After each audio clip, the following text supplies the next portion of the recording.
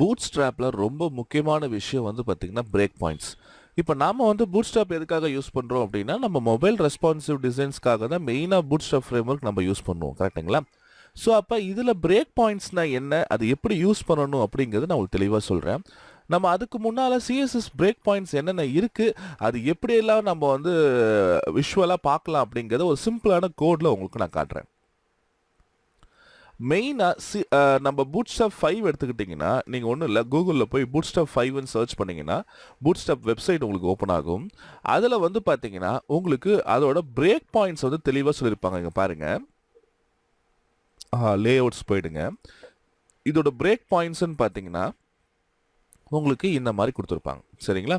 இப்ப இதுல பார்த்தீங்கன்னா, இந்த வேல்யூஸ பார்த்தீங்கன்னா, உங்களுக்கு ரொம்ப சூப்பரா தெரியும். என்னன்னா, extra extra extra large XXL 1400 பிக்சல்ஸ்க்கு மேல இருந்ததுன்னா எக்ஸ்ட்ரா எக்ஸ்ட்ரா லார்ஜ். அதே மாதிரி எக்ஸ்ட்ரா லார்ஜ் அப்படிங்கிறது என்னன்னா 1200க்கு மேல 1200 அல்லது 1200க்கு மேல. லார்ஜ் டிவைஸ் அப்படிங்கிறது 992 பிக்சல்ஸ் அல்லது 992 பிக்சலுக்கு மேல 1200க்கு கீழே. கரெக்ட்டுங்களா? அதே மாதிரி மீடியம் டிவைஸ்னு சொல்றாங்க. அதுக்கப்புறம் வந்து ஸ்மாலர் டிவைஸ். லாஸ்டா வந்து பார்த்தீங்கன்னா, நீங்க வந்து எக்ஸ்ட்ரா ஸ்மால் எக்ஸ்எஸ். ஓகேங்களா? ஸோ இந்த டிவைசஸ் எல்லாமே நீங்க யூஸ் பண்ணலாம். ஸோ இதுதான் ரொம்ப முக்கியமான பிரேக் பாயிண்ட்ஸ். ஸோ இந்த பிரேக் பாயிண்ட் எதுக்கு இந்த பிரேக் பாயிண்ட்ஸ் அப்படின்னு நீங்க கேட்கலாம். ஆக்சுவலி இந்த பிரேக் பாயிண்ட்ஸ் எதுக்காகனா, இப்போ நம்ம வெப்சைட் நம்ம ஒரு வெப் பேஜை நீங்க பார்க்கறதா இருந்தா ஒன்று மொபைல்ல பார்ப்பீங்க, இல்லைனா வந்து பார்த்தீங்கன்னா கம்ப்யூட்டர்ஸ்ல பார்ப்பீங்க, லேப்டாப்ஸ்ல பார்ப்பீங்க, டிவியில பார்ப்பீங்க. ஸோ அப்போ ஒவ்வொரு ஸ்க்ரீனோட சைஸும் டிஃப்ரெண்ட்டாக இருக்கும்.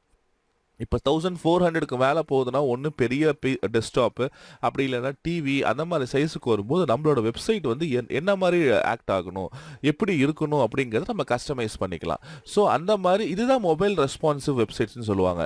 அப்போ இந்த சைஸுக்கு எல்லாத்துக்கும் நீங்கள் ப்ராப்பராக நீங்கள் மேனேஜ் பண்ணிட்டீங்கன்னாவே உங்களால் ஈஸியாக நல்ல ரெஸ்பான்சிவ் வெப்சைட் டெவலப் பண்ண முடியும்.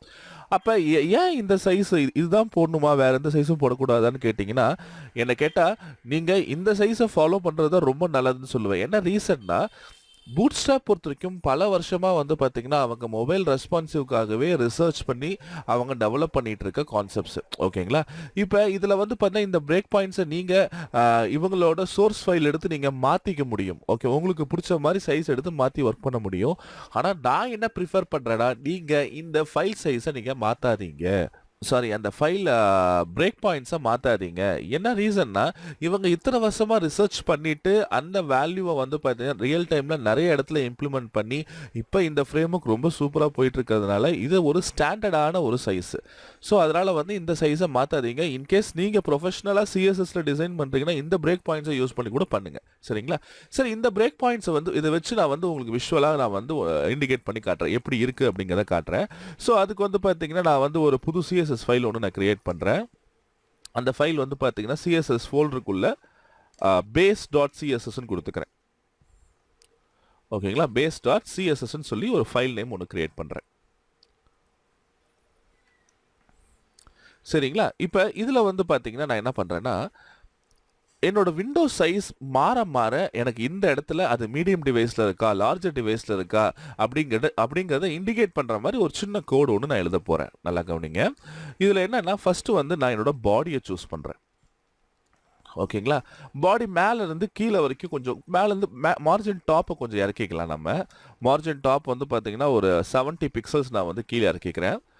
இதில் எதுக்காக இறக்குறேன் அப்படின்னா, இப்போ இன்கேஸ் நீங்கள் நேவிகேஷன் பாரோ ஏதாவது போடும்போது மேலே மறைஞ்சிரும். அப்போ இந்த பாடியை நம்ம கீழே இறக்கி வச்சுருந்தோம் அப்படின்னா நமக்கு விஷுவலாக ஈஸியாக தெரியும்.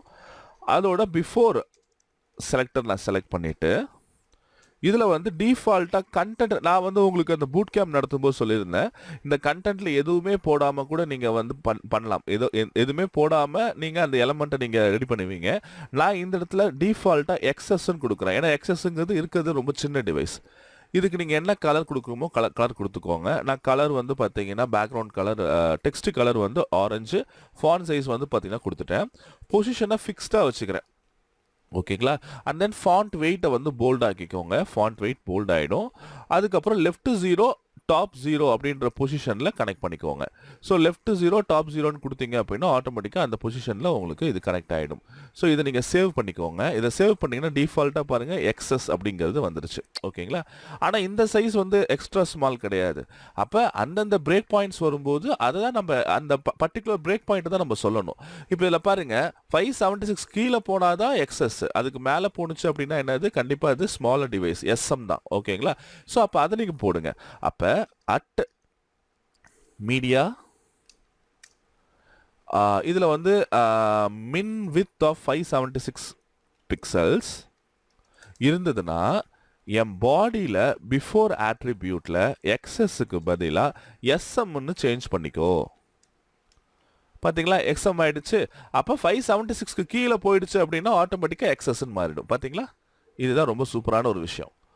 ஓகே, இது வந்து வேணால் லெஃப்ட் வேணால் இன்னும் லெஃப்ட் அண்ட் டாப் வேணால் ஒரு 10 பிக்சல்ஸ் நவுத்திக்கலாம், இன்னும் கொஞ்சம் நல்லா இருக்கும். ஒட்டி இருக்க மாதிரி இருக்கு. ஃபைன். இதே மாதிரி அடுத்த சைஸ், அடுத்த பிரேக் பாயிண்ட் என்ன சொல்லியிருக்காங்கன்னு பாருங்க. 768க்கு போணுச்சுன்னா மீடியம் டிவைஸ். ஸோ அப்போ நான் என்ன பண்ணுறேன், 768ன்னு மாற்றுறேன். இதை மீடியம் டிவைஸாக மாற்றிக்கிறேன், எம்டி. இதை சேவ் பண்ணுங்க. இப்போ எம்டியில் இருக்குங்களா? 768க்கு கீழே போச்சுன்னா 576க்குள்ளே வந்துடும், அது வந்து எஸ்எம். அதுக்கு கீழே போனால் எக்ஸஸ். பார்த்தீங்களா? இது மீடியம் டிவைஸ்னு சொல்லுவாங்க. அடுத்தது பாருங்க 992. இந்த மாதிரி எல்லாத்தையும் போட்டுக்கலாங்களா? ஸோ 992 எடுத்துக்கிறேன். 992 இது வந்து பார்த்தீங்கன்னா எல்ஜி. அதே மாதிரி 1200 எக்ஸ்எல். 1400க்கு மேலே போட்டுச்சு அப்படின்னா இது வந்து டபுள் எக்ஸ்எல். ஓகேங்களா? Double XL. இது நீங்கள் சேவ் பண்ணிக்கோங்க. இப்போ இங்கே பாருங்க லார்ஜர் டிவைஸில் இருக்குங்களா? அடுத்தது எக்ஸ்ட்ரா லார்ஜ் டபுள் எக்ஸ்எல். என்னோட கம்ப்யூட்டர் ஸ்க்ரீன் வந்து 1920. ஸோ அதனால் வந்து பார்த்தீங்கன்னா உங்களுக்கு இந்த மாதிரி பெருசாக வந்துருச்சு, டபுள் எக்ஸ்எல்லாம் வந்துருச்சு. 1400க்கு மேலே தானே இருக்குது. அடுத்தது பாருங்கள் எக்ஸ்ட்ரா லார்ஜ், அதுக்கப்புறம் லார்ஜ், அதுக்கப்புறம் மீடியம், ஸ்மால், எக்ஸ்ட்ரா ஸ்மால். பார்த்தீங்களா? இந்த பிரேக் பாயிண்ட்ஸை நல்லா ஞாபகம் வச்சுக்கோங்க. இதை பேஸ் பண்ணி தான் இப்போ நம்ம பூட்ஸ்ட்ராப்பில் நிறைய விஷயங்கள் பண்ண போகிறோம். இது ரொம்ப ரொம்ப முக்கியமான கான்செப்ட். சரிங்களா? ஸோ இந்த பிரேக் பாயிண்ட்ஸ் நான் ஏன் இந்த மாதிரி உங்களுக்கு தனியாக ஒரு ஃபைலில் போட்டு நான் இந்த மாதிரி காட்டுறேன்னா நீங்கள் தெரிஞ்சுக்கலாம். இப்போ எந்த எந்த கிட்ஸ் இதில் வந்து பூட்ஸ்ட்ராப்பில் கிட் சிஸ்டம்னு ஒரு டாபிக் பார்ப்போம். அந்த டாப்பிக்கில் வந்து பார்த்தீங்கன்னா எப்படியெல்லாம் வந்து ஒவ்வொரு ஸ்க்ரீன் சைஸுக்கு அது ஆட்டோமேட்டிக்காக ரெஸ்பான்சிவாக சேஞ்ச் ஆகுது, எந்தெந்த பிரேக் பாயிண்ட்ஸுக்கு அவங்க எப்படியெல்லாம் ப்ரோக்ராம் பண்ணியிருக்காங்க, ப்ரோக்ராம் மீன்ஸ் எப்படியெல்லாம் அதுக்கு சிஎஸ்எஸ் கோட் எழுதியிருக்காங்க அப்படிங்கிறது ஒன் பை ஒன்னாக நம்ம பார்க்கலாம்.